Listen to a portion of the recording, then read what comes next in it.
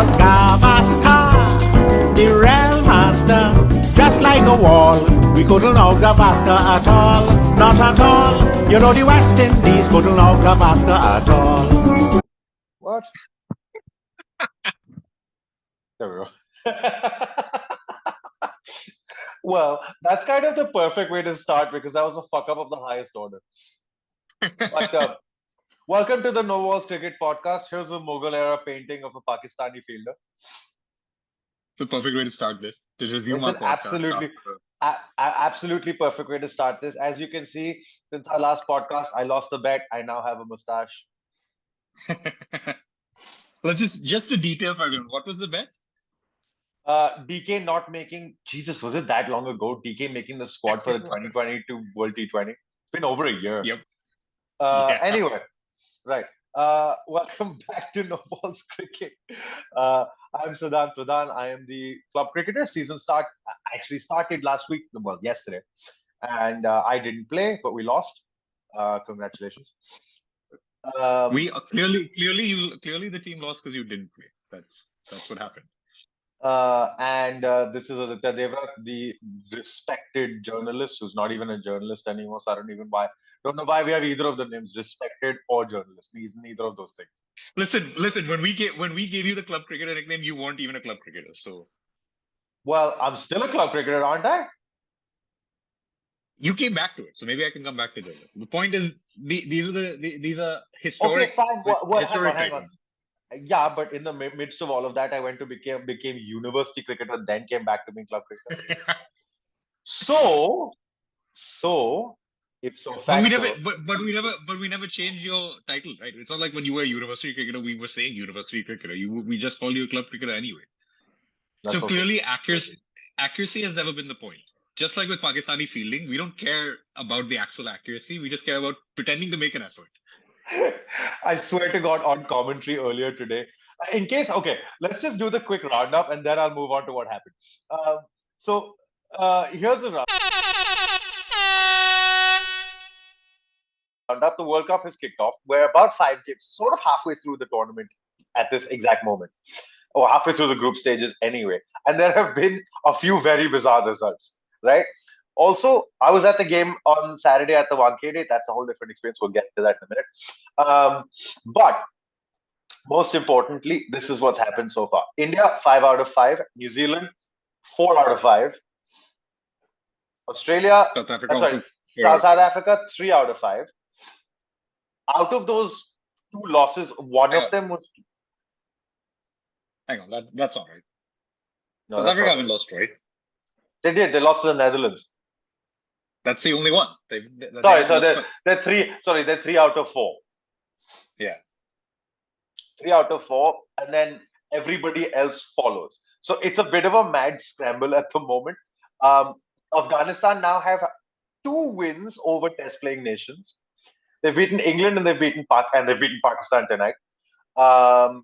And the Netherlands have somehow managed to get a win over South Africa. Fucking hell, nobody knows how that happened. Sri Lanka have 1 win over Bangladesh. Bangladesh have 1 win over Afghanistan. Everybody's won a game. It's all a bit chaotic. And England somehow are bottom of the table.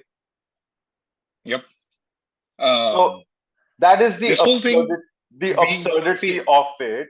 And I'm just going to pull up the table really quickly so everybody gets an idea of what's actually going on, and so that we're not actually speaking utter fucking nonsense.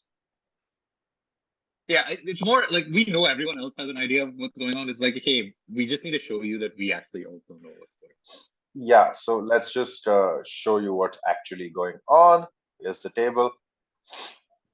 Right, as you can see, India 5 out of 5, South Africa are 3 from 4, Australia 2 and 2. Lost against India, unsurprising, but also against South Africa. They got pummeled by South Africa in Lucknow. That was a crazy game. Pakistan, after today's defeat, are 2 from 5, which is a big one, but we'll get into that in a second. Afghanistan 2 from 5 as well. That's what we've just mentioned. But they also have 3 losses. They got done by Rohit Sharma in Delhi. They had a very poor game in Dharamshala against Bangladesh, and yeah, those are pretty much the two important ones. They also lost to. They lost You're talking about Afghanistan or No, Bangladesh? talking about Afghanistan. Yeah, Afghanistan lost to India. They lost to beating. I'm sorry, I was about to say They lost to they lost to India, they lost to Bangladesh, and they lost one more game. I want to say they also lost to New Zealand. I think that was the other game they lost. Yeah, it was New Zealand. Correct. That was also up in Dharamshala, actually. Yeah. Bangladesh 1 from 3. As I said, the Netherlands surprisingly, 1 from 4. Netherlands surprisingly 1 from 4 as well. SL 1 from 4 with the win over Bangladesh, and England 1 from 4. They're also only win against Bangladesh. They have lost now to Afghanistan, South Africa, and New Zealand on the opening day of the tournament. Anyway, moving on and coming back to it. So that's basically the roundup of what's happened in the World Cup so far. It's been a 50-over World Cup that has been marred by a bunch of off-field issues. We'll get into that towards the end. And also, we have a magnificent award to give away. The Indian team has been giving fielding medals, so we're going to go down that road. Do you have an actual physical medal to put on yourself for some reason? I don't think I actually have a fielding medal, but we'll give them an imaginary gold. Let's call it the Gold Star. The new award now is the No Balls Cricket Gold Star. We don't have a No Balls Cricket award yet, at least in this tournament. So yeah, right. Let's begin. Let's start tonight. Basically, let's start the main segment. We're just going to discuss the World Cup. We're going to start from tonight. How on earth have they gotten beaten like that? I mean, look, they're clearly that batting was, I think, a little overhyped. I think I did say this going into the tournament. Well, yeah, and it's like, I mean, look, they had a bit of an issue at the opening slot, which they feel that they rectified just by dropping Fakhar Zaman. But really, the issue is that Fakhar Zaman's out of form, because I think if he were in form, like Shafiq is good, but he wouldn't be playing. And he's done fine since he's come into the side, but you're missing that, like, David Warner type batter at the start who can just hit big. The other problem, I was just gonna get to the other problem that they have. And okay, I'm not Babar's biggest fan. Let's put it mildly. I think he's a good player, right? But I think Babar is like Arsenal. He's exactly like Arsenal. They are good, but they're nowhere near as good as they make everybody makes them sound. And that's Babar for you, basically. Arsenal they just beat Man City 3 weeks ago, so I think really more like. Now I was going to say Arsenal are more like Man United, but you can't even say Man United are good. So my point is exactly that. He's just overrated. He's overrated and over. Okay, fine. He's not Arsenal. He's Liverpool. but it's one of them because their fans won't shut up. So anyway, and his fans won't shut up either. Yeah, I get it. Everybody likes the high. Everybody likes the high elbow and all of that. But can I just tell you, there's a man who plays with an even straighter bat and an even higher elbow, and unfortunately, he's injured in this tournament, and his name is Kane Williams, and he will always be the high elbow aesthetist for me. Also, Babar draws comparisons to Kohli, and he's been putting up the numbers to earn those comparisons, but you're seeing it now. Babar has a lot of. And to be fair, I think Babar himself would say, "Look, I'm not at Kohli's level yet." Pakistani fans, on the other hand, with the rivalry and India-Pakistan history, all that, they're just like, "Hey, our guy's better than Kohli already." Yeah, don't worry. Their fielding will make up for him. No, but okay. So they were poor tonight, and to be honest, they had a score that was defendable. 284 was definitely defendable. Afghanistan batted brilliantly. I thought the chase was timed perfectly. I thought Rehmat Shah's innings was superb, but also, oh my God, their spinners are so bad. What has happened to Shadab Khan? I don't know. It's inexplicable. Is it just that can't, one day bowling is a little different than T20 bowling, and he's just not making that adjustment. Like I don't know. Waqar This, Yunus had one thing very interesting to say. He says he doesn't have the control in ODIs because he doesn't play enough first class cricket. I don't know how true that is, but for a leg spinner, I think that's pretty important. it is true. It is important, but I mean, Rashid Khan doesn't play a lot of first class cricket and doesn't play a lot of list days. I know Afghanistan scheduled more ODIs again. Some of it is not against the absolute best of the best teams, but you still at least get to play in the format, and maybe that's what makes the difference there. Also, there's two very telling comments from the Afghan. First of all, okay, can I just get over one thing? We'll move on from this very quickly. But two things. First, Hashmatullah Shahidi, before the game against India, said, "I play better spinners in the nets." Today, they have gone out and proved it. I thought it was super cocky, but I thought it was a great comment. It was a great comment. It just exudes confidence. Yeah. I mean, Kuldeep and Jadeja, I don't know if you play better spinners than that in the nets, but hey, you're playing Rashid Khan and Mujibur Rahman in the nets every day. You're going to get a lot of experience and practice against good quality spin. Yeah, that's one thing.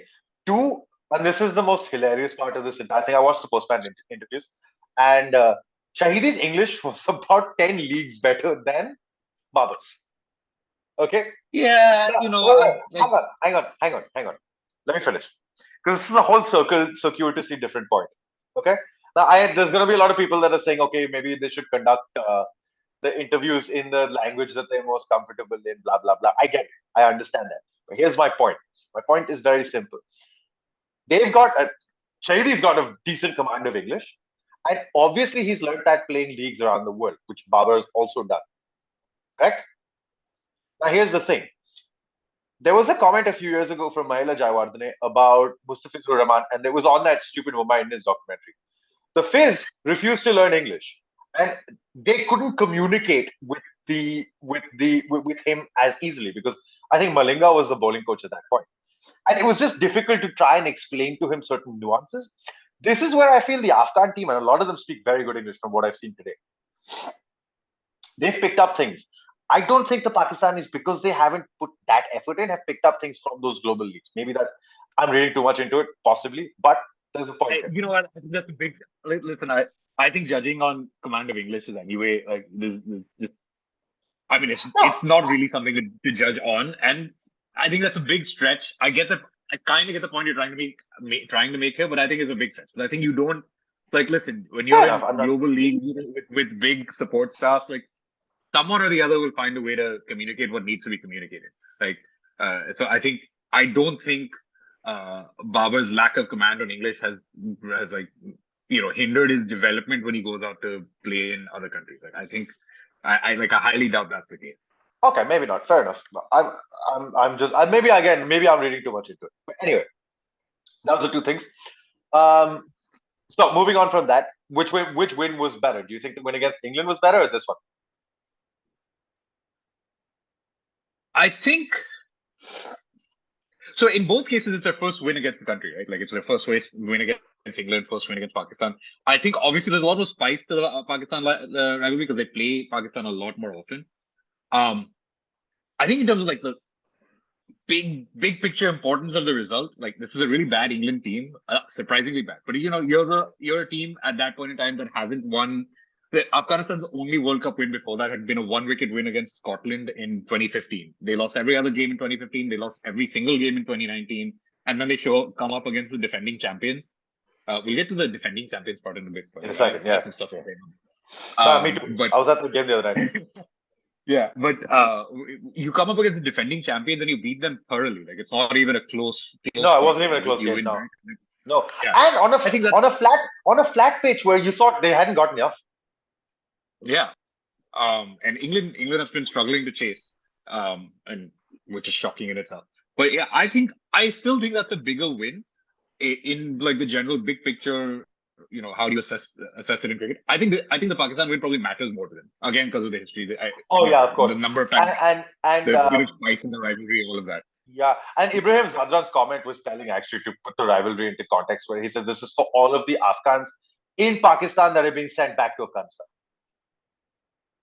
I mean, yeah. So I think in that, with all the context that goes to Afghanistan, Yeah, Pakistan, the exactly. geopolitics and everything, the crisis in both countries, like, yeah, I think this one matters.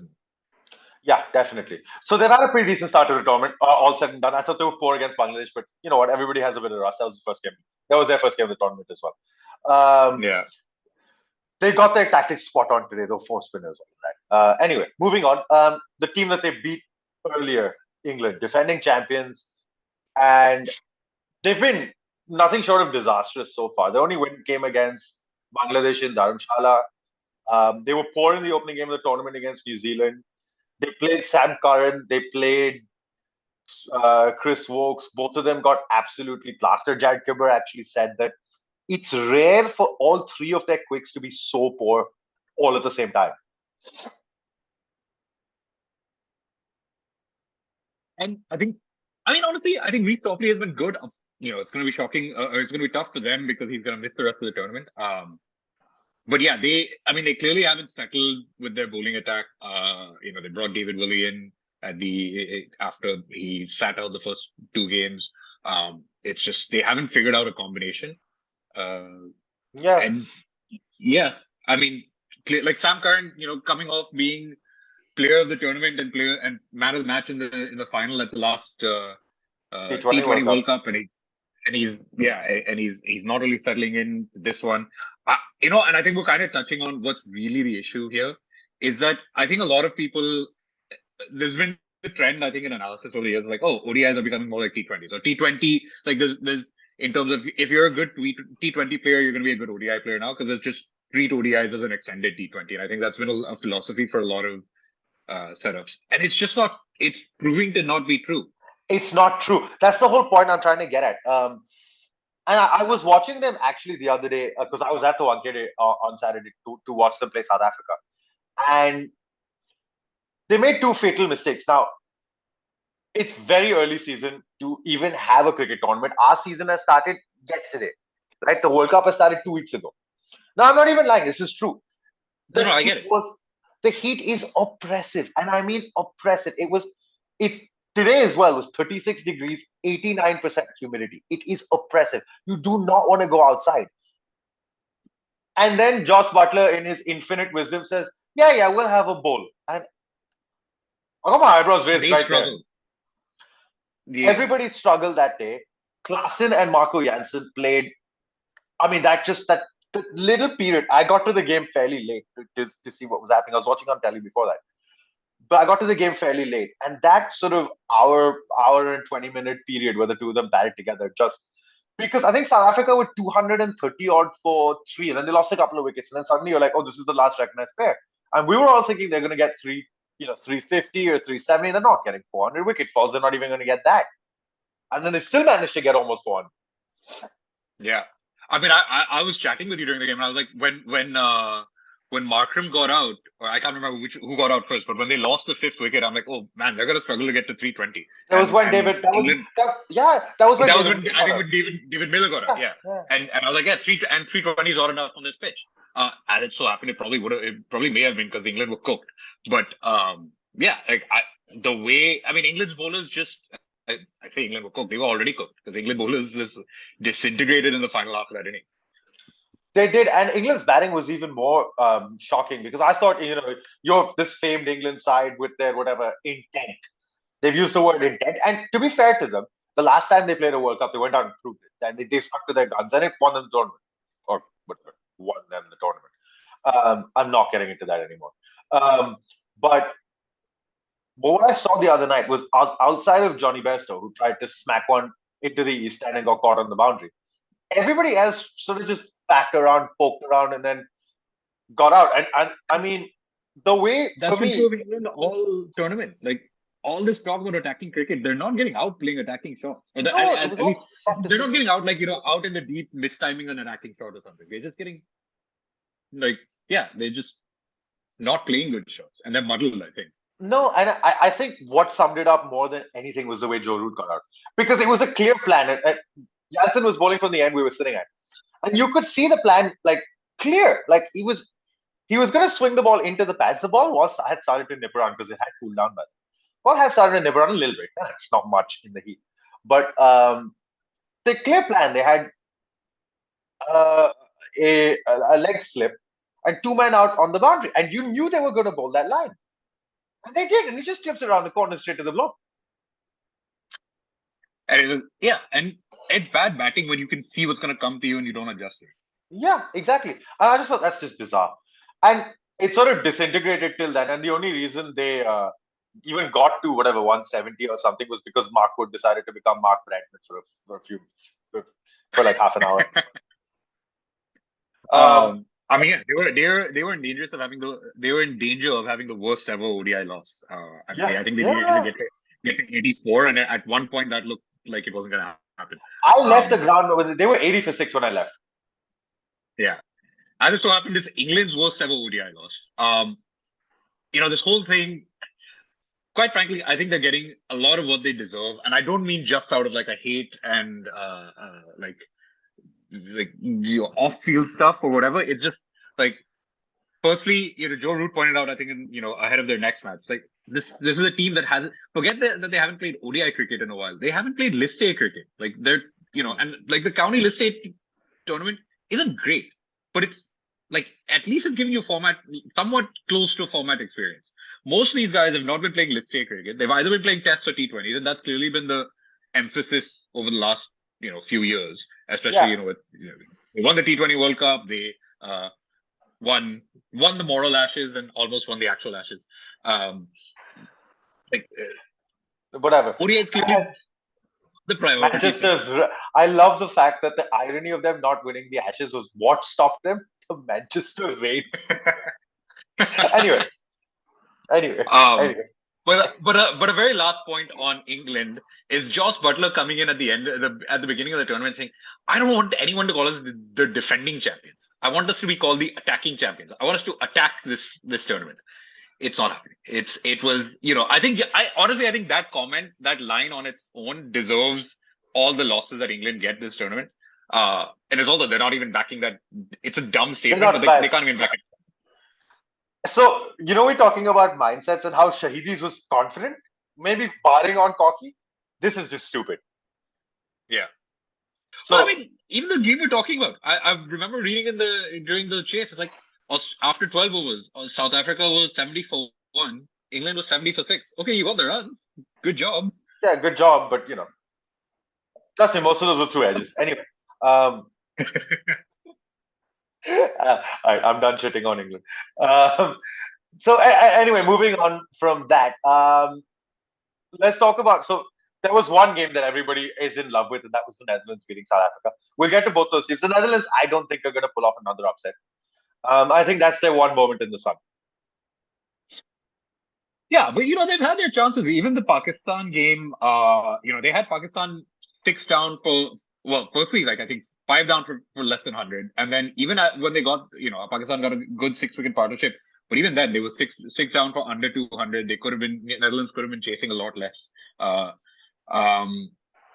You've seen them in other games where they've like had their moments. Even against Sri Lanka, for example, I thought the last that record 7th-wicket partnership.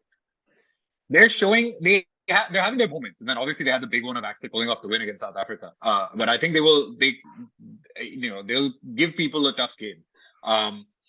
That South Africa game seemed like a classic, like, oh, South Africa are choking sort of thing. But also like Aryan Dutt, these people came and no. So that's what I'm saying in that game. To be fair to them, to be very fair to them, look, nobody expects them to get far in the story. No. Like not even me. Yeah. And they've come out and said, Rudolph van der Merwe came out and said, we'll make the semi-finals, don't worry. Okay, cool. Fine, bro, you have that confidence. I love it. But they bowled really well. They fielded like tigers, something Pakistan can never do. Even Imran Khan's wounded tiger isn't going to save Babar's squeaking pigeons at this point.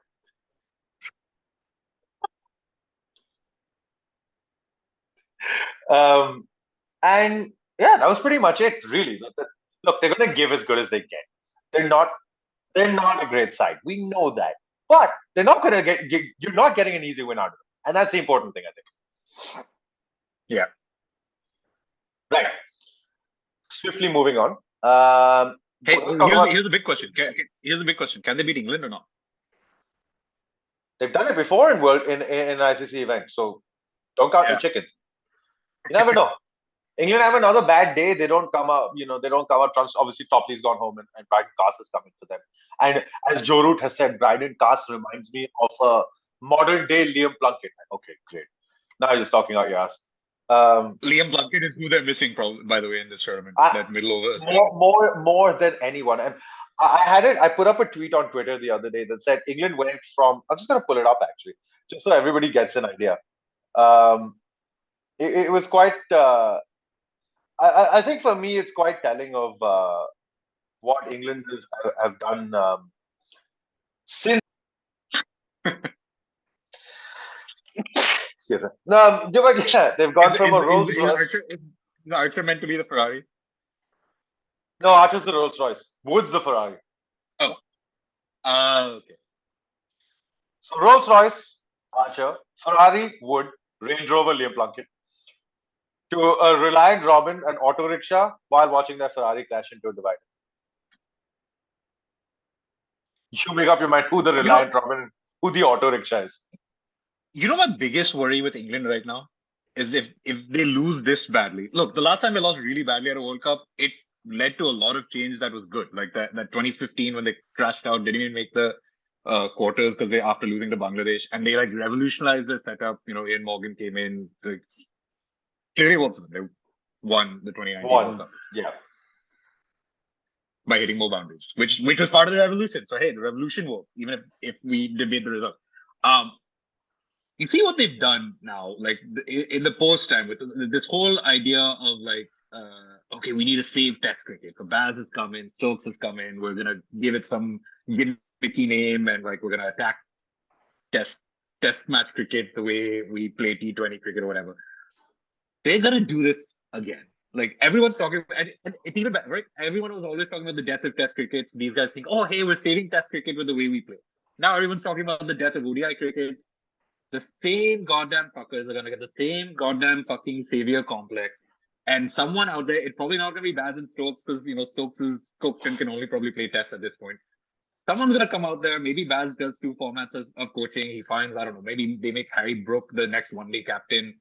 And they're gonna baseball ODI. It's like, hey, sometimes the ODIs will be exciting, but they're gonna be so fucking insufferable that we're gonna get sick of them anyway. Before we roll on, Harry Brook is not good enough to be in that team. Listen, I think Harry Brook is. I really like Harry Brook, by the way. I think he's a fabulous cricketer, but I don't think he's good enough to be in this one-day team. I think they're making a mistake by not having Moeen Ali there, and a big one. Oh, I don't know, because I don't think Moeen Ali is good enough anymore either. In Indian conditions on spinning, he would have been. They played him, by the way. They played him and they lost. Not that you can pin it on that one decision, but it's not like he's not around. No, I agree, but the fact of the matter is, their strength coming in was all of the all-rounders and the depth of their batting lineup. And the worry for me was they went so far away from it in that game at the Wankhede. And I wasn't surprised at all when I saw the lineup and I thought, these guys are missing a spinner. And I'm thinking of the conditions as well, and how early in the season it is, and how hot it was. And you're just like, this is insanity. There is no way you're going to have 5 guys running in and try and pound a Wankhede wicket and not get spanked around. Yeah. No, I mean, I've been there. I've been there for I was there at that famous game where South Africa hit 3 centuries against India and ended up with 438 for the wild AB innings. It's oppressive. Like, and bowling first in that heat with quick bowlers. Like, I mean, forget quick bowlers. Adil Rashid was like doubled over, had to take a break between spells. Like, it is not fun to be bowling in that. He was, no, to be fair, Adil Rashid was unwell coming into the game. But anyway, and they lost Topley in the first, 5 overs? Yeah. So, all of that added up. But anyway, so realistically, what are their chances? Oh, I don't think they're making it. I think they have to win every single game. I don't think they're doing that. I don't think they're good enough to win every single game. No, definitely not the way India's playing. So I don't even think they're beating Australia. So anyway, right. So That's all we have on England. We don't think they're going to make the semi-finals. So moving on to the team that they Yeah. played at the Wankhede, actually, who've been rather impressive. South Africa. Yeah, barring that That freak defeated them. that freak collapse to the Netherlands, which is a very classic South Africa game, right? Firstly, South Africa have now lost to Netherlands at the last two ICC events. They did it last year at the T20 World Cup as well. It's also like just the classic, hey, South Africa chasing a not so great total and they somehow collapse in the like very, we're not going to use the word, but it is. But it's just the most South African thing ever to happen, isn't it? Yeah. Like you're in a situation where you literally have like, there's no way you should lose this game. Okay, whatever, shortened game, however, whatever.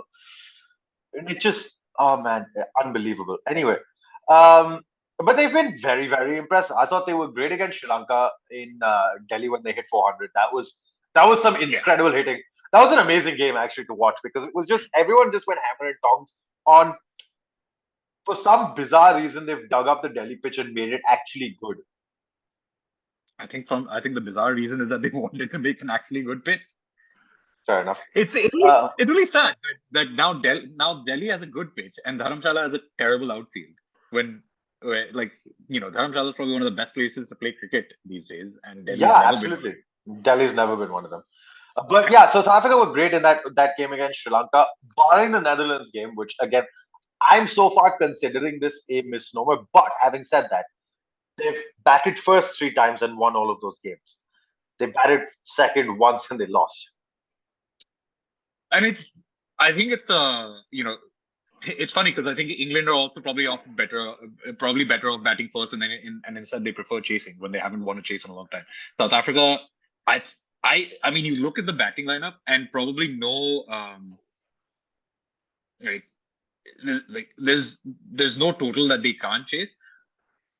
The biggest worry for me in terms of their team is like I think that balance with the batting ending at 7 it's a little tricky. But you know what? The one thing they have in their favor is that they commit. Even though their batting ends at 7, they will still go hammer and tongs. Like what India has struggled with for a long time is like when their batting ends at 7, then everyone bats a little bit conservatively. We saw it at the 2019 World Cup when they were playing Kuldeep. Having said that though, they did have this problem against New Zealand a couple of days ago in Dharamshala, and they still went hammer and tongs, which was impressive for me. Rohit committed to it. Yeah, but that's the thing. And they can at times, the problem is that sometimes if you go hammer and tongs at the start and then you start losing wickets, you may have to adjust because your batting lineup ends at 7.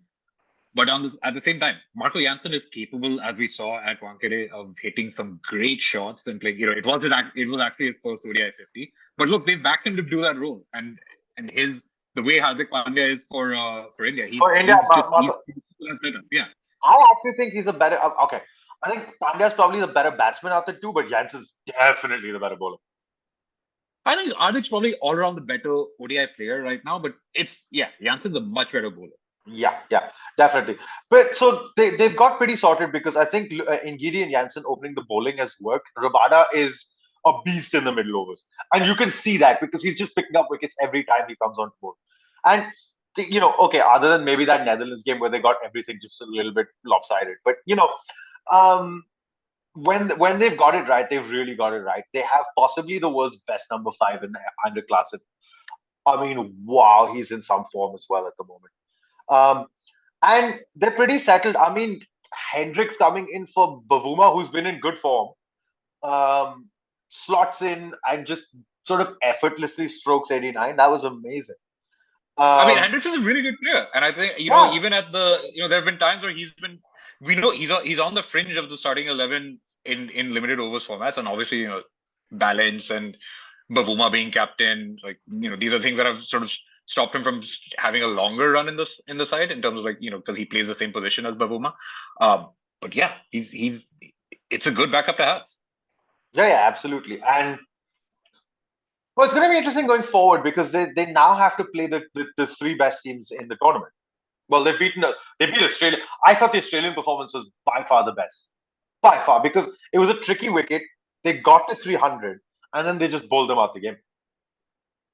Yeah, and we'll get to Australia. I think that I still think that batting is a little suspect, but listen, we were talking about this a couple of weeks ago. South Africa on the day are going to can beat anyone. I think you have to be at your absolute best to be beating them. In India South Africa semi-final or final, it would be it's. I think it's a toss-up. I would say the same thing if they're playing New Zealand. I would back them to beat Australia 9 times out of 10 on current form. So like right now, probably India and England came in as joint favorites. I think at this point in time, it's probably India and South Africa, or India, South Africa, New Zealand as joint favorites. Yeah. I mean, all around, Markram's not really done like really set the world alight yet in this tournament, but you know what he's capable of. I mean, he got a 50 ball 100 in that game against Sri Lanka, and he was outstanding. Yeah. Oh yes. I mean, another great innings. Maybe not the fairest statement for me to make. I do think the Sri Lankan bowling, especially early in the tournament before they made some changes, was like easy to hit. Yeah. Quinton de Kock again probably hasn't hit his top form yet. Bavuma hadn't, and if he comes back on the side, he hasn't hit top form. Yeah, exactly. And so there's more to be seen from that squad. That's the thing. This is why they probably have. I think outside of maybe India, when Pandya's fit, they have the best top 6 in the tournament. Yeah, honestly, I'd say overall they probably have a better top 6 if everyone's in form, or maybe it's like on par. Yeah, but I think they're just as good as any of the other sides in the tournament. And what will happen to them, I think, is you'll see. I think their discomfort will come in a game against, say, New Zealand, or a team that like batting first. And a team that has good players of spin, because I think Maharaj is good, but he's not at the level of, say, Statner and Jadeja. Yeah. And I think that'll be their problem. And I think so far they haven't played on a really slow wicket either. They had 2 games they have 1 game in Delhi. They had a game in Lucknow, but then that did a bit under lights as well. So that was a very different sort of situation. Dharamshala is not a slow wicket, and the Chinnaswamy is definitely not a slow wicket. So, yeah. So I think that might be their weakness is they don't have this. And Shamsi's not a. I think Shamsi's a really good one-day spinner, but he's just also not a lock to be in the side. He's the one the way we have done with Ashwin and Shardul. He's there. Kurtzi comes in on pacey wickets, and Shamsi comes in on spin wickets. So he's not a set player on the side. That's probably the one thing I'd say that's their weakness. They do. So if they do have a problem, they do have Pefler to come in. But the problem then is you weaken the bowling, and they don't really have a backup bowler. I mean, Markram's little dibbly-dobbly is whatever. Yeah, and you're not relying on Markram more than like 4 or 5 overs at any, and that's a stretch. No, but they're playing tomorrow against Bangladesh. So I think if they do beat them, then they're pretty much assured of a slot because I don't see Pakistan beating them. And I don't see Pakistan is Pakistan also. You can't ever fucking predict. Like Jekyll and Hyde doesn't even begin to describe them. But anyway, So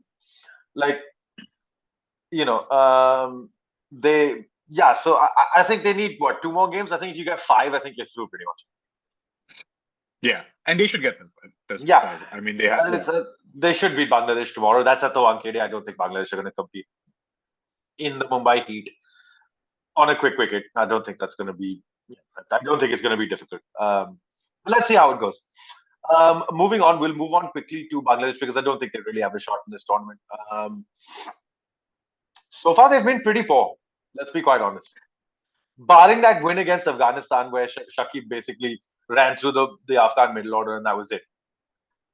Well, I mean, I thought they acquitted themselves well against India and really made India work in that chase as well. Or at least, I mean, okay, not necessarily really made India work, but at least made it a little nervy until Kohli kind of settled things down.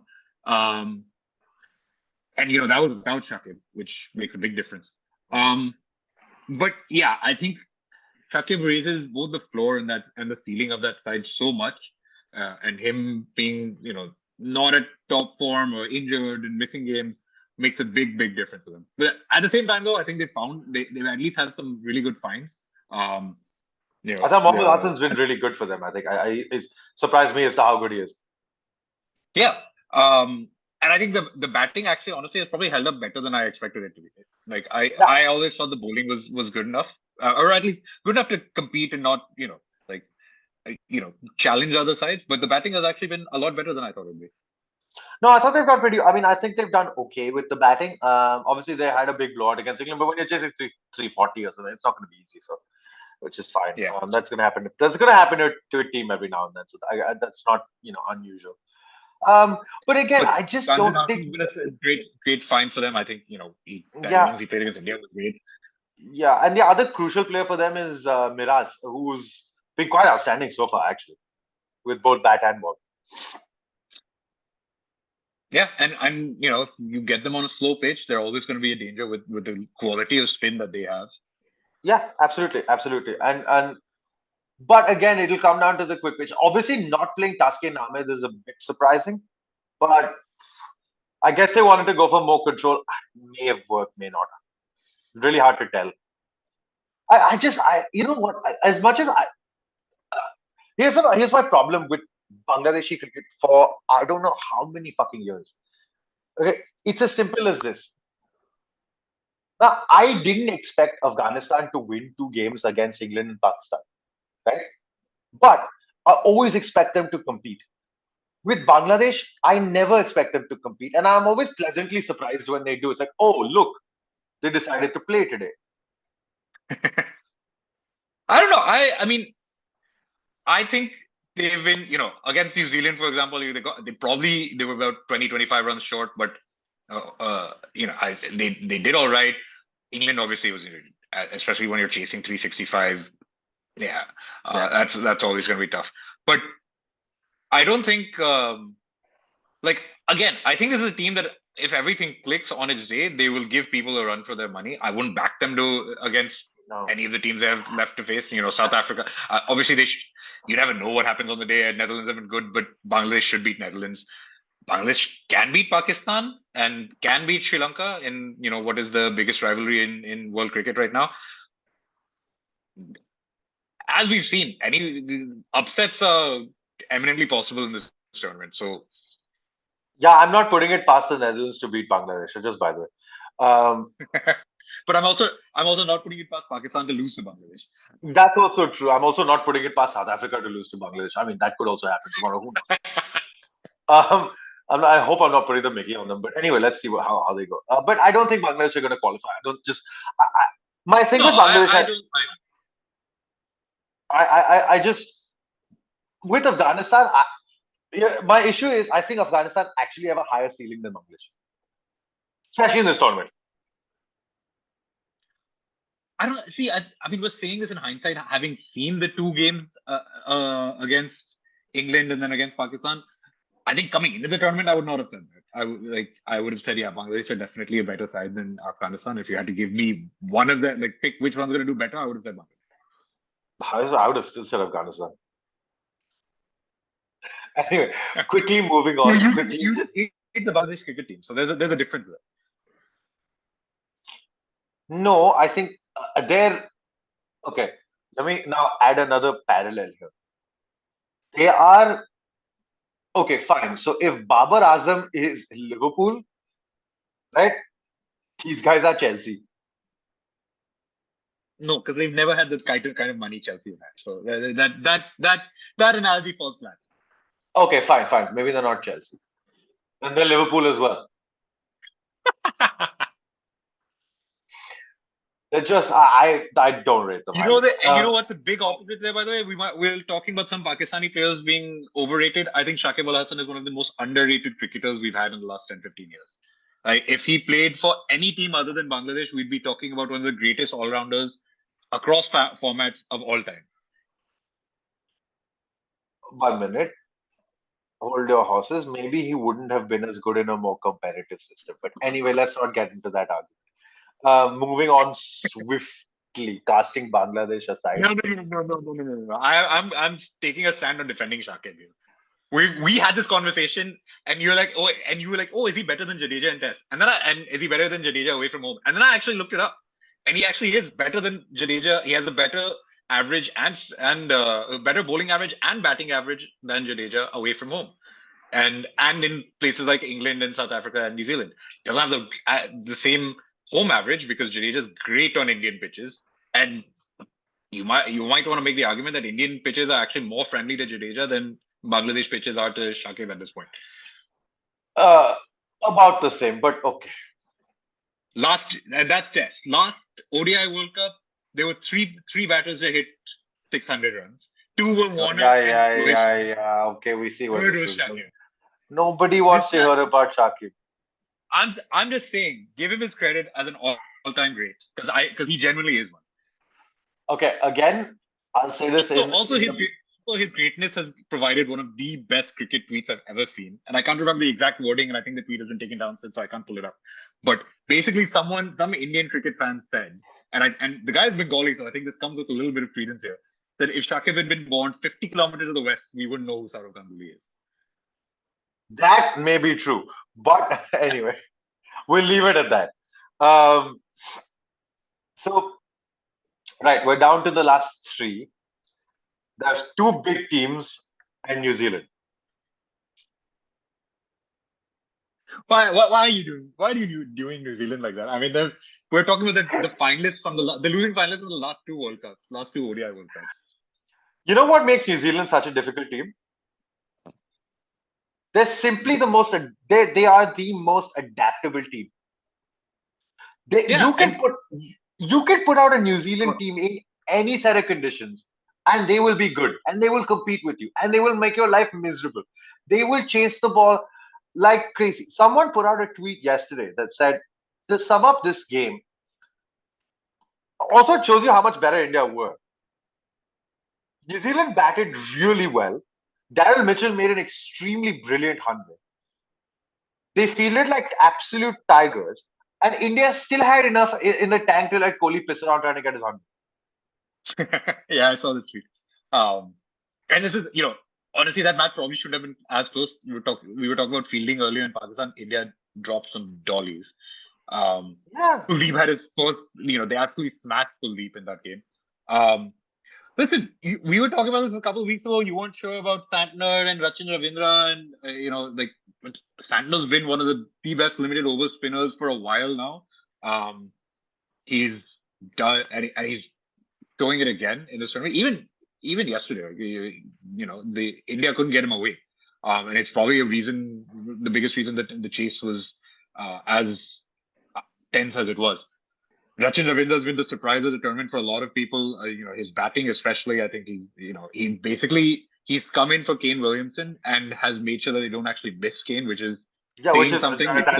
Yeah, absolutely. Yeah. No, he looks like a star. Rachin Ravindra looks like an absolute star. But you look at that New Zealand team, and everything about it screams adaptable, because you have Devin Conway, who is a classy batsman but can go hard when required. You have Rachin Ravindra. You have Will Young, who's been rated very highly but hasn't really caught fire just yet, although he made a good 50 the other day. You then have people like Glenn Phillips, Tom Latham. Who's their number 4? Mitchell? Mitchell came in at 4. Mitchell, of course. Mitchell, who played, he was stunning yesterday. And then, it's an incredibly versatile team. You have Santner back at what, 8 or 9? It's ridiculous. Yeah, Santner comes in at 8. You've got the quicks with Bolt and Henry, Lockie Ferguson. I think Lockie came in for a little stick yesterday from the Indian batters, but right now Tim Southee was injured at the start of the tournament, but he probably doesn't get into the side immediately. I don't think he does. If Southee is a really good limited over spinner, again, it's a balance question. I think on a 3 or 4 spinner pitch he'll be there, but yeah, he doesn't get into the 11. Like they're a well balanced side. Everyone knows their role. They can adapt to conditions really well. And again, we say this about New Zealand all the time. Like, hey, they're underrated. You always, but at this point in time, I think we should just start rating them because they're just really good. Yeah, I'm just thinking about this. I'm like, wait, are they punching above their weight again? I'm like, no, these guys are just that good. Yeah, They're just exactly. that good. You know, they've been fabulous. I mean, they basically destroyed England to open the tournament. Um, the only game that I thought would have been close would be the India game. And And it was okay, close. it was close. Well, It was close. I was close a lot it was due okay. Let's in put it this part way. It was to close. It Indian was close mistakes, enough. but yeah. It was close enough. It was really only the death bowling that sort of stopped them from getting to 300. Yeah. And 300 would have been a much tougher chase. Yeah, 100%. To be honest, I don't think we would have won if I don't think India would have won if they got 300. I mean, I think Kohli would have paced his innings differently had we been chasing 300. But I mean, also again, that batting ended at 7 that day, so it might have been Yeah, tougher. exactly. Yeah, no, this is I think, I mean, I thought they were likely to make the semifinals going into the tournament. Now they're pretty much nailed on to make the semifinals. Yeah, exactly. And then, whoever they play on the day, they will have a good shot of beating them, if not be favorites. And then they're in another final again. They've very quietly gone about their business. They've knocked over England and they've knocked over the three smaller teams. Yeah. So they just have to they have to play Australia, South Africa, win one of their games, and I think that guarantees them. They have a pretty straightforward win against Sri Lanka coming up. I don't think Sri Lanka beating them. Yeah, we haven't talked about Sri Lanka yet. I think Sri Lanka has been really hit and miss so far, but probably New Zealand, you back them to win that one. Yeah, you back New Zealand to win that one. I think they're shoo-in for the semis. I think they've done enough in the Yeah, exactly. Moving on, we'll go to Sri Lanka now because I think this is going to be quick. Kushal Mendes aside, the batting's fragile. And with the amount of injuries they've had in the bowling lineup, it's all just it's falling apart. Well, honestly, I think some of the injuries have almost helped Sri Lanka, because I think someone was on cricket Twitter was saying like, "Oh, Agent Dhoni has hit Sri Lanka again," because Mahesh Pathirana was a CSK find and then has come into the Sri Lanka setup. And to be fair, I think he's got a lot of potential and a big future ahead of him. But he wasn't good. He was just the other thing is I think nerves. I think he's just very inexperienced, and I think it's exactly been a problem. And it's been a problem for them. Like they've got a few of those guys. He just hasn't been good so far. But they once they dropped him and and again, this was against the Netherlands, so you can't read too much into that. But I think Madhushanka's been had a good performance. Kasun Rajata had a good performance, and these are players that you think will contribute better than someone like Pathirana would. I know you rate, and I do too, but I think Dasun Chanaka was a big question mark. He was kind of almost like a guaranteed pick as a captain, but would you pick him as a bowler or batter? Maybe not. And the injury, has maybe it's taken a headache off of them. Yeah, exactly. I still don't think Wellalage is a good enough 7, but I think he's the best option they have at the moment. Yeah, I mean, and they dropped him against Netherlands. They had who I think Tushan Hemanta was playing at 7. Probably might say the same thing, that he might not be a good enough 7. But I think the top 6, Kushal Perera I think has been very disappointing. I think Kushal Perera has been very well. Bisaka's played well so far. Mendes has a really good tournament, and Samar Vikrama he's made 100. So 100 and 90 in the next game. He's good form. I think the injuries, like I said, I think the injuries have helped him, almost in a weird way helped them, and I think if they might have settled on a combination that makes them a better team. The other thing for them, I think it's very important that they come up on a sluggish wicket, because I think that's where they're most dangerous. Yeah, I mean, coming up against England at Bangalore, I think is a tough one, because I think that's the one pitch where you expect England to just bash everyone. But I also think that's a potential. I mean, England are playing so poorly. I don't see it. That might be a close game. It could be, yeah. I mean, yeah, the way England are playing, it could be. I think Bangalore's the one pitch that really suits them, but you never know. You never know. Well, we said that about Wankhede, and look what happened there. So, I mean, but anyway, realistically though, maybe they get another couple of wins, but I don't see them going through. Well, they play Afghanistan and Bangladesh, which are the two games they would back themselves to win, even though Afghanistan has been playing really well. I don't know if they catch India on an off day, if India have already qualified and are experimenting and things like that. Same thing. I think the last group stage game is against New Zealand, and again, maybe New Zealand are resting players or whatever. If some things break their way, maybe they can sneak in. Right now, I would say I would back Australia to take that last semi-final spot, but Yeah. yeah. Very nice segue into the last team in this tournament, Australia. What do you made of them so far? Because they've had an interesting ride. They were really poor against South Africa, and they were fairly average against India as well in the opening game. Yeah, I think the scheduling in that way didn't help them. The first two games coming up against India and South Africa, like where these are better teams. I think the injury to Travis Head obviously hasn't helped. Yeah, he was there in form. He's back for the next game, so that should be a big boost. Yeah. But then, now here's my question: We were who do talking you about drop? Darshan Chanaka right now. Yeah, It's a good question. Let me get to that. But like the more controversial point is, how we were talking about Darshan Chanaka and whether he would get in as a batter or bowler in an ODI side for Sri Lanka, and he's there mainly as captain. Does Australia's captain get in as a bowler or as a batter? I mean, what are the alternatives? Another spinner? You don't have anyone in your squad. They desperately need another spinner, and I think that's their biggest weakness. But I don't know. Cummins hasn't played a lot of ODI cricket in the last 3. I mean, obviously he's been injured, he's been rested, tests have been the priority, all of that. But I'm not sure right this moment that Cummins is a great ODI bowler. And obviously, I don't think he gets into any side, any format as a batter anyway, because he's a lower order hitter. But I mean, look, he's a solid, if not spectacular, 8, and he's a very good bowler. And we know he's quality, and he's won a World Cup before. So I don't think there's any. Okay, he's not been great of late, but I don't think you can really consider him not a world class quality bowler. listen, I think he's like top 3 or 4 test player in the world or test bowler in the world.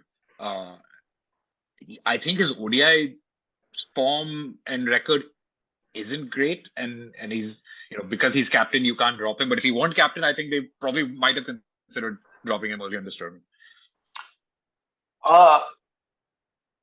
Okay, jury's out on that one, but I don't know. I still think he's part of their plans. I know they have, because I mean Hazelwood was outstanding the other night against Pakistan at the Chinnaswamy, and Stark's been Stark. So yeah, I mean, again, they have the team. Obviously, David Warner hadn't fired until the last game, and that's made a huge difference. Him in form. Steve Smith hasn't been in top form yet. He was looking like it against India, but it's not the usual Steve Smith that we expect to see. But yeah, when everyone's clicking, again, a really good side, probably one that I would back them to make the semifinals at this point. Especially with the way things have gone for England. Against every other semi-final side, though, I would back them to lose. Yeah, so I think Australia's MO is very clear: go bat deep, bat long, and bat hard. Yeah, it's the England template of 2019 and the England T20 template. Basically, I don't think they have as good players as what that England side has. Warner's obviously Warner's at the same level, but I think the rest of the team isn't as good as previous iterations of England. But again, this is an Australia team that has a lot of class players, and should make the semifinals. Should probably beat every team coming up again. They come up against, apart from maybe New Zealand, in the rest of the tournament. I think once they get there, they're probably losing. They're probably it'd be interesting to see, because remember, it is Australia. They click when it matters.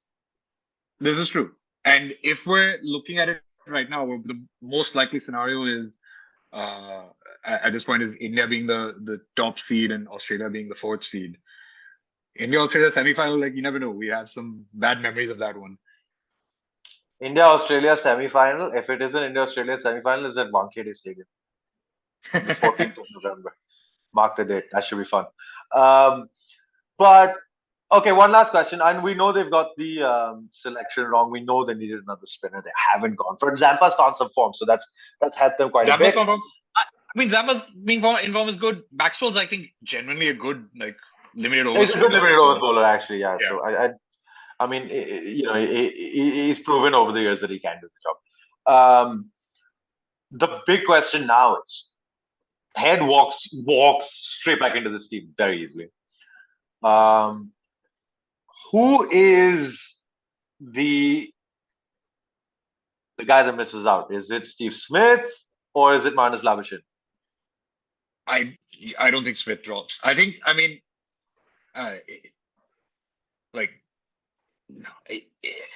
I don't know if you're picking him purely on name value, but either way, like the record and his history in ODIs and especially in World Cups, yeah, you don't drop Smith, and I think it's an easy call. I mean, look, Labuschagne wasn't even in the original squad, so I think that's an easy and he's only come in because of Head's injury. So I think it's pretty easy. The other question is, do you? Well, I mean, you can't drop Mitch Marsh now after that in it, can you?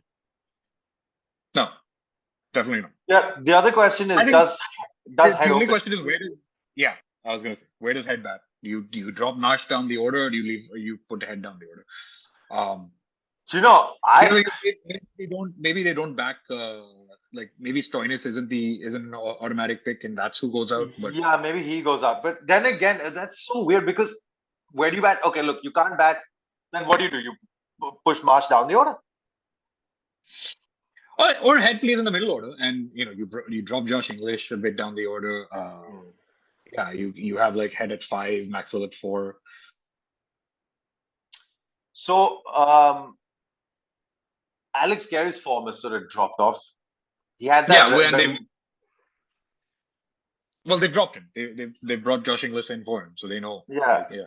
We had that moment of, this is a bit of, he had that moment of a resurrection after the pool in falling into the pool in Karachi, and then something else happened and he's gone pear-shaped after that.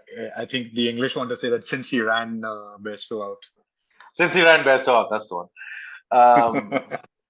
Anyway. Since he legally and legitimately ran Bairstow out. Johnny Bairstow out. But the entire English cricketing setup went into a tizzy about fairness and the spirit of the game and blah, blah, blah, blah, blah. Yeah. Okay. Push Alex Carey back into a pool. Find a pool in wherever hotel he's staying. Push him back in there. Yeah, well, you got to do that, don't you? Right. Prediction times. We're almost certain of 3 of the 4 semi-finalists, I think. I think we're certain of all 4. I think the way the tournament has shaped up with other teams, I think Australia now are like easy favorites for that 4th spot, especially with Pakistan losing tonight. It was, I think, the real contest was going to be between the 2 teams, but Pakistan probably would have banked on this as being one of their wins, and they haven't gotten it. So, yeah. Notice we haven't spoken about India. Yeah, I did notice that too. Is there much to talk about? They've beasted every game they've played. But having said that, they've chased in all of them. They've chased in all of them. I mean, I think it's a bad decision to bat first against India unless you're actually if you're South Africa at Wankhede, probably you decide to bat first and then see whatever total you can put up. I think that's the only game that's going to get really interesting because South Africa's approach is a bat first approach. India's approach is definitely a bat last. Yeah, I mean, honestly, I've been a little disappointed that they haven't just taken that call to bat second at times. To bat first at times. I mean, again, wins are wins. You don't really experiment in the World Cup. I think the way Rohit Sharma has started playing in ODIs, where he's completely changed his game and still been successful, where he used to, consolidate early on and then start hitting later. Now he just goes hammer and tongs at the top. Shubman Gill can do that. Kohli's a nice anchor to have in those situations, and then I think the rest of the batting order is really good. I think if they do bat first, they can still put up pretty big totals. I don't know if they can be as. I don't think they can be as destructive as South Africa, maybe, but No, but I mean, with India's bowling attack, you don't need 400. Even if you get 330, you can defend that on a flat wicket. Yes, that is also true. I mean, and actually, what I was really pleased to see against New Zealand. First 5 overs, 4 to 5 overs of his spell, New Zealand took Kuldeep Yadav down completely. It's like it was giving me flashbacks of that England game at 20. Yeah, I remember that. But he came back in and bowled really well. He figured it out, all right. And it was also for him, it was a challenge because he's been told over the last few years, all right, you need to bowl quicker. That's your weakness. That you bowl too slow and your balls sit up on a lot of pitches. Here, because of he was bowling at pace, he was easy to hit. And the moment he slowed it down, and so he was going against, everything that had been ingrained in him over the last 2-3 years. He went against that and realized that, all right, this is what I need to do for this pitch. And he figured it out and got a really key wicket of Glenn Phillips, and that, that along with the rest of the death bowling helped keep the total down. No, so there's been, encouraging signs throughout. Everybody got a bat. Everyone's looked like they can hang around with the bat. The batting's looking in good order. Shubman Gill still hasn't got the big score, but it's coming because he looks like he's batting really well. Yeah. And the fact that they won 2 games without him was also pretty handy. Yeah. Ishan Kishan came in and did really well. There's probably a little bit of a selection quandary at this point where does Shami stay in the 11 on a different pitch or not? It's hard to drop a guy who's just taken 5 wickets, but this has been India like batting till 8. I like sides batting till 8. I don't like in any limited overs setup. I don't like batting ending at 7. But no, neither do I. And I think the question here isn't Shardul versus Shami. I think the question here is Shami versus Siraj, because although he's taken crucial wickets throughout the tournament, I don't think Siraj has the same wicket-taking ability that Shami does. Well, look, Siraj has been one of the highest wicket takers in power plays coming into the tournament, and it hasn't really, he hasn't done that so often in the tournament so far. But that's the reason he's been, coming into the tournament. There wasn't a debate, right? Everyone knew, absolutely. The power play bowlers are Bumrah and Siraj. I don't think India go away from that because I think Siraj has still bowled well enough. He hasn't had the come out and taken 5 wickets in a game. But I think because of his previous record, and he's bowling on different pitches to the kind of pitches where he's made that record. But right now, I would still give Siraj the edge. Yeah, so that's the debate. But I have a feeling they're going to reverse the type once Hardik Pandya's back. Yeah, and Hardik's injury was. Everyone was like, how do you replace Hardik? Because you really need 2 players to replace him, and that's hard to do in this fight. The fact that none of our bowlers can really bat at all. Like we've seen Bumrah hit like a 26-run over in Test, but that's a little different from coming into an ODI side when you actually needed to do something. Kuldeep Yadav is has a decent technique, also can't get the ball off the square when he's trying to hit. These are things that make picking a side really difficult, because I don't think Jadeja is a really good number 7 anymore as a batter. He if you really need him at the end to come in and finish an innings, I'm not sure he has it in him anymore, and that's why you need someone like Hardik. You can't drop Jadeja as a bowler, obviously. So that's where when you're suddenly at say 260 for 5 and you need to get 320. Can Jadeja come and do that for you? That's where we'll be tested. Does that mean that Shardul always plays or Ashwin always plays on a spinning pitch? I don't know. I think Shardul hasn't really, and this has been for a while now. Shardul hasn't really had he's always been the question mark on the side. But because he can theoretically bat and has had a couple of innings where he's shown that he can bat really well, he gets it. No, there was a very interesting parallel that Jared Kimber drew, where he said there was a player, I can't remember which team it was. I think it was the Melbourne Stars in the BBL, and they had a bloke that was not very good at doing either thing. He wasn't a very good batsman. He wasn't a very good bowler, but he played for them at number 8, and every time he played at number 8, they won simply because their batsmen went harder. And the only game he didn't play was the BBL final. The batsmen scored slower. They only got 150, and they lost. Exactly. So now, and that's what I think. And this was the difference I was saying between India and South Africa, where South Africa just go hard anyway, and India, I think the cushion of having someone at number 8 rather than Shami or Bumrah or whoever it would be makes the rest of the batting, a lot more confident in going harder. It's I mean, the we saw Lord. this. It is the Lord Yeah. Shardulkar effect. I mean, we saw again going back to that 2019 Edgbaston game where towards the end, when we realized that we weren't chasing England's total down, everyone just started playing for net run rate because Rohit got to a century or whatever, but him and Dhoni towards the end of their innings were just making sure that they made some run and the net run rate wouldn't take a Net run huge rate hit. didn't suffer. Yeah, but I mean, okay. Let's look at the good bits. I mean, we know we can have this conversation for hours because of that whole conundrum with the team setup. But with India, it's very clear and obvious. So far, they've been the best team in the tournament. I mean, the fact that we've literally pissed around talking about how players are trying to or not getting to landmarks. You mean the whole point here is you're winning games.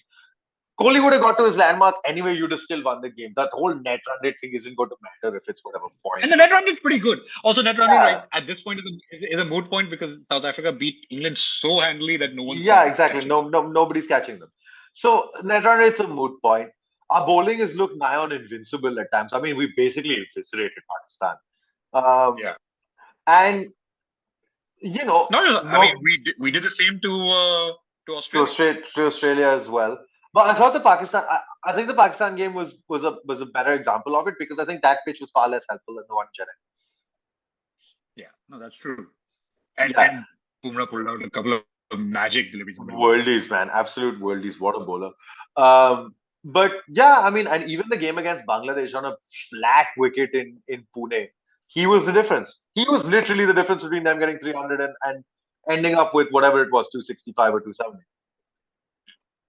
Yeah, I mean, look, I think right now unquestionably the best bowler in the world, and I think that Yeah. having that makes a difference. So Kuldeep and Jadeja probably the best spin attack in the world. Yeah. Siraj is a good Good backup to have. Good backup Yeah. to have. Hardik Pandya and Shardul Thakur to fill in the other 10 overs. That's a winning combination, as I see it. Yeah, it is. And then you have Shami giving them a very welcome headache. It's a good headache to Yeah, have. exactly. And again, it goes back to that tweet from that dude who said that, they had enough in the tank despite dropping catches and and New Zealand fielding like tigers. They had enough in the tank to piss about and watch Kohli go for his 100. Yeah. So Again, I think they somehow came in, a little like, which is weird. India at an India World Cup not being that talked about, the team itself, not the off-field stuff, but yeah, not being that talked about it. But yeah, they are easily. I think they've shown themselves to be a complete side, and I think they are, on current viewing, the best side of the tournament. if I'm being honest, if I look at this tournament right now, I think there's two teams that are India less so, but I think there's one team that's a certainty to go into the final, and that's ironically New Zealand. You just think what? Do you think there's a semi-final jinx? I don't want to say it, but that's what I'm heading at. Here's the thing. I know we look with the hype India get, with the financial muscle of the BCCI and all of that. The standards are different. But we talk about New Zealand and what they've done, right? The semi-final at 2 straight World Cups, then final at 2 straight World Cups. India won in 2011, semi-finals in 15 and 19, looking like, going to make the semi-finals again here. It's a very good tournament record. They have been a very good tournament side for a long time. They just haven't won since 2011, and that's what pisses people off. Now, 2015 coming up against Australia, it wasn't a huge, it was a total that they could have chased, but also Australia were a better side in that tournament. Like India had looked good the entire time, but Australia was a better team. No, it's not 2015. It's not 2015, and I don't want to get into. I'm getting there. I don't want to get. I just hurry up. You're taking too long to get to this point. Nobody wants to hear about 2015. That was fucking ages ago. We had Mohit Sharma in the squad, for God's sake. Exactly. Which is why you can't really look at that as choking in the semifinals. 2019, look, on a rainy day with those conditions against that bowling attack, these things can happen. I don't think India had a semi-final jinx. They just came up against a side that was very good and had conditions in their favor. And that's not excuses like, oh, India can, you can't blame the weather or whatever. It's just that, hey, Trent Bolt and Tim Southee and Matt Henry when the ball's swinging, and Mitch Santner in the middle overs. Why is it that when everyone has to make an excuse, always the fucking Manchester rain is involved? Man, that bastard never goes away, does it? Literally never goes away. Anyway, Point being, it's not a yeah. semi-final jinx. You just have, they're a very good tournament side, and you should give them, commend them for being as good a tournament side as they have been. They probably get over the semi-final hump now with home conditions and whatever. Final against, I don't know, New Zealand, South Africa, Australia, whoever in Ahmedabad, it's a toss-up, but they're probably still favorites. Okay. Last thing. I'm very pissed Kohli did not get his 100. You all want to know why? I'll let you take this one. This is a lot more personal for you than it is for me. So, my man, Mr. Ian Jagan, and I had a little bet. Now, if I lose, I have to record saying some dumb shit. I don't fucking know what he wants me to say, but anyway. However, if I win this bet, and there's still two more games in the spread, right? It was if Kohli makes 100 against either New Zealand, South Africa, or England, Dr. Ian Jagan has to wear a Indian jersey with the words Ishi Kishi written on the back. I'm just going. Let me just give you a little preview of what that looks like, shall we? Let us give you a little preview of what that looks like. Yep, that's what he's gonna wear once I win the bet. That's what he's gonna wear when I win the bet. Right. On that That's how very Kohli gets. that's if Kohli Kohli gets get, to into one of these two games. on that very celebratory note, guess what it stands for? On that very, very celebratory note, and slightly humiliating one for Mr. Jagan, we are going to now Or you, move we don't on. know yet. Well, we don't know yet. Well, okay, fine, whatever. Celebratory note in advance. Um, on that very happy note, it is time. It is time. It's time. I haven't done this in so long. I'm so excited. It's time. It's time. It's time for my favorite segment of the podcast. Guess what it is? Guess what it is? It is the Nobles Cricket Awards. Take it away.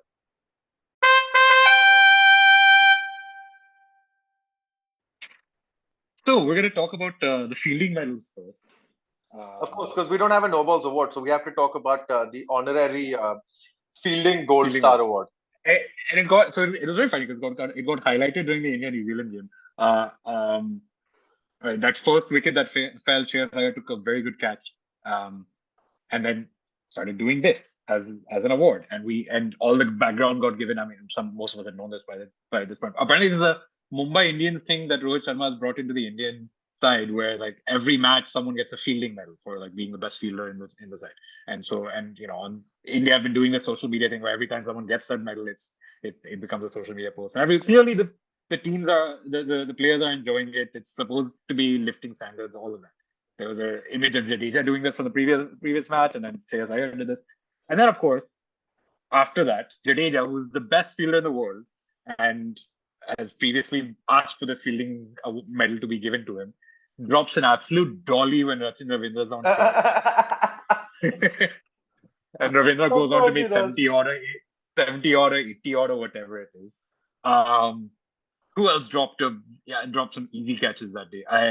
Bumrah dropped a bad one in the deep of Terrell Mitchell when he was, I think he was in the 40s, and of course Mitchell went on to hit a century. Even before that, KL Rahul dropped him behind the stumps, maybe a few balls before Bumrah did.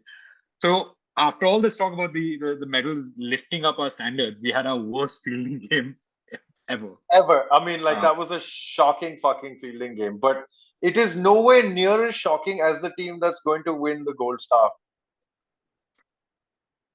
It's quite a magnificent Gold Star as well.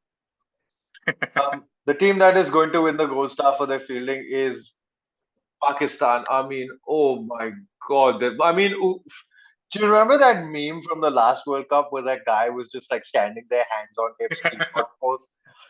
Man, Usama Mir had done it again. Like that was such a dolly against Pakistan, against Australia. Jesus, but today, man, they take the cake. So on that happy note, I am giving Pakistan Zazzles is fantastic looking gold star. Take a look.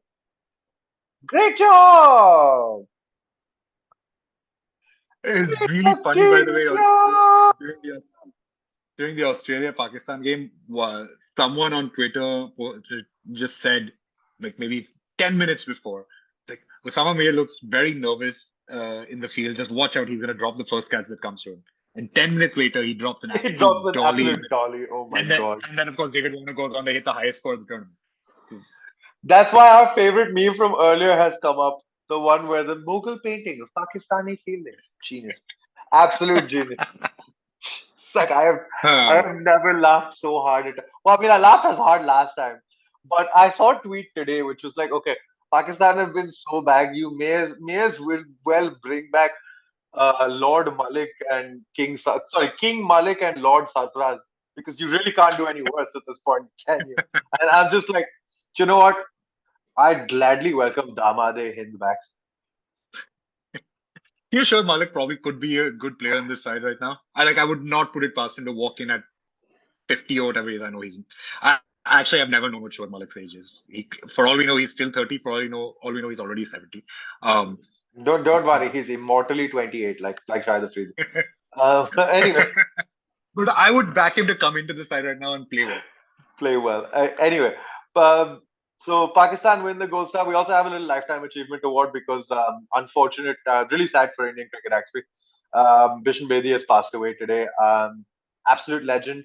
Was our highest wicket taker in Test cricket for a very long time. Captain of the Indian team, and just a very well respected um, person. And he's one of those people that was straight talking, no nonsense kind of guy. Sad to see him go. Great cricket mind as well. And yeah, just yeah, part of so many good things that happened to Indian cricket over the years, and just sad to see him go. Yeah, and I actually always loved him, even though as modern fans we kind of hate this when older players do this. But I loved how steadfast he was in his belief that all of his generation was better than all of the current generation and every generation that came past. He's like, and we were always saying, oh, he's too harsh on Kumble, he's too harsh on Ashwin, he's too harsh on Harbhajan, whatever. But I was like, all that is true. But it was also so much fun to see Bishan Singh Bedi be like, listen, if I bowled on these pitches, I'd be averaging under 10. Yeah, fair enough. I mean, he could have. It was fabulous. Magnificent. Obviously, part of such great moments. He was part of the first team that ever won an away series. Also, wins in the West Indies, England, New Zealand. Part of India's first ever Test victory in Australia. Yeah, just a great player, and a slightly somber note to end on. But then, of course, we have to remind everybody of Pakistani fielding before we go. So.